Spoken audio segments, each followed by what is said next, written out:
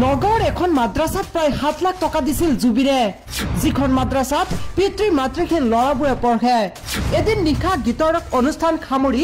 ঘৰলৈ আহি আছিল জুবিন গাৰ্গ হঠাৎ নিশা 2-3 মান বজাত ৰাস্তাৰ কাষত থকা মাদ্ৰাছা এখনত দেখা পালে কিছু কণ ল'ৰা আৰু বহু ল'ৰাই সুমধুৰ কণ্ঠৰে তিলাৱত কৰি আছে তাৰ পিছত লগৰ এজনক খুদিলে ইয়াত কি কৰি আছে ল'ৰাবোৰে তেতে মাদ্ৰাছাখনত প্ৰৱেশ কৰি দেখিলে ল'ৰাবোৰে পঢ়ি আছে মাদ্ৰাছাখনৰ শিক্ষকসকলক খুদিলে ইয়াত কি পঢ়ে তেতে কৈছিল ইয়াত কুৰাণৰ শিক্ষা দিয়া হয় এইখন মাদ্ৰাছা আৰু এই যে ল'ৰাবোৰ দেখিছে সকলোবোৰ এতিম অৰ্থাৎ এইখন এতিম মাদ্ৰাছা মানে মাদ্ৰাছাখনত পঢ়া ছাত্ৰবোৰৰ কাৰোবাৰ মা নাই কাৰোবাৰ দেউতা নাই কাৰোবাৰ মা দেউতা কোনো নাই কাৰোবাৰ কোনো পৰিয়ালৰ লোকেই নাই অৰ্থাৎ তেওঁলোক অনাথ তেওঁলোকে ইয়াত পঢ়ে এই কথাখিনি শুনাৰ পাছত প্ৰগ্ৰামৰ পৰা যিখিনি ধন পাইছিল গোটেইখিনি মাদ্ৰাছাখনত দি থৈ আহিছিল টকাৰ বান্দিলত আছিল প্ৰায় 7 লাখ টকা জুবিন গাৰ্গৰ এই দৃশ্য দেখাৰ পাছতে হতভম্ব হৈ পৰিছিল মাদ্ৰাছাৰ সকলো লোক যোৱাকালি এই কথা ৰাইজৰ আগত ব্যক্ত কৰিছে এগৰাকী